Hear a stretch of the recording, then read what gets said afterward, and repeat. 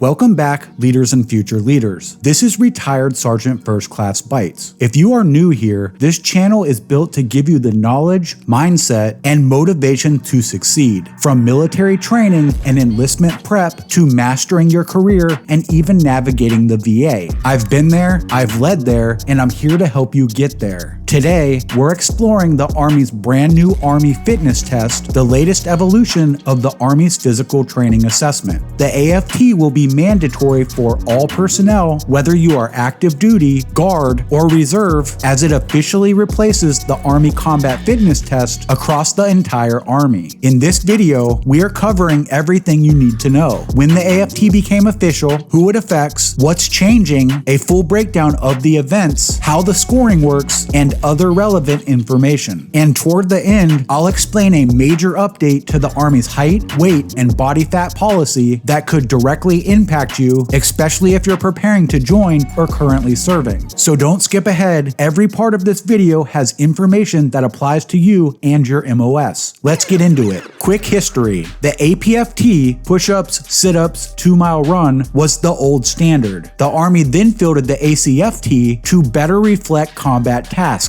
Now, the Army has consolidated and refined those lessons into the AFT with the goal of measuring real soldier readiness in a clear, fair way. Timeline and who's affected. Important timeline you need to know. June 1st, 2025, the AFT becomes the official test for all soldiers. From that date forward, official record PT tests use AFT events and scoring. January 1st, 2026, active duty soldiers in combat MOSs begin using the combat standard. June 1st, 2026, the Guard and Reserve follow with the combat standard implementation. Until January 1st, 2026, all MOSs will take the general standard AFT. Once January 1st hits, combat MOSs will fall under the combat standard criteria and non-combat MOSs will fall under the general standard criteria. Scoring, general versus combat standard. Now let's talk about the scoring, and this is where things can get a little confusing. The Army Fitness Test has 5 events, no matter whether you're taking it under the general or combat standard. Each event is worth up to 100 points, and you have to score at least 60 points in every single event, no exceptions. For non-combat MOSs, which fall under the general standard, the minimum total passing score is 300 points, and the scoring scales are based on age and gender. But for combat MOSs, it's different. Those soldiers test under the combat standard, which is gender neutral, age normed, and has a higher minimum total score of 350 points. That means if you only get the bare minimum 60 points in each event, you'll end up with 300 points, not enough to pass under the combat standard. You'll still need at least 60 points per event, but you'll have to earn an extra 50 points overall spread across the events to hit that 350 total. Bottom line, if you are in a combat MOS, the Army expects higher overall fitness. You have to perform above the baseline to pass. So let's recap this real quick just to make sure it's clear as mud. The general standard applies to all non-combat MOSs and uses different scoring scales for men and women, as well as for different age groups. It's a more flexible system that accounts for both sex and age,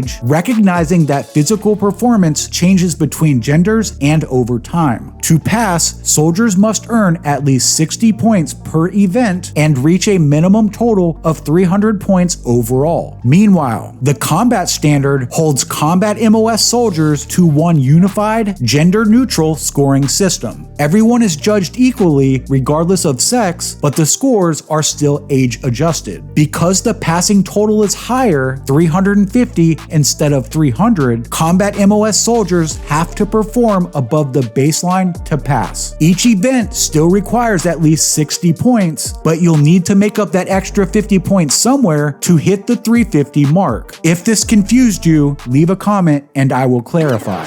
The AFT events. Now let's break down the 5 events you'll perform on the Army Fitness Test, and these are the same no matter your MOS. 1. 3-rep maximum deadlift. This event measures lower body power and core strength. You'll use a hex bar and perform 3 continuous reps with proper form. The goal is to lift the heaviest weight you can for 3 reps, testing raw strength in your legs, hips, and back. 2. Hand release push-up with arm extension. This event tests upper body endurance and muscular control. Each rep starts with your chest touching the ground, then you fully extend your arms out to the sides before pushing back up. It's designed to enforce strict form and eliminate half push-ups so every rep counts. Number 3, sprint drag carry. This is a 5-part shuttle event that challenges speed, power, and anaerobic endurance. You'll sprint down and back, drag a 90-pound sled, do lateral shuffles, carry 2 40-pound kettlebells, and finish with another sprint. It simulates high-intensity movement under fatigue like moving equipment or a casualty in combat. Number 4, plank.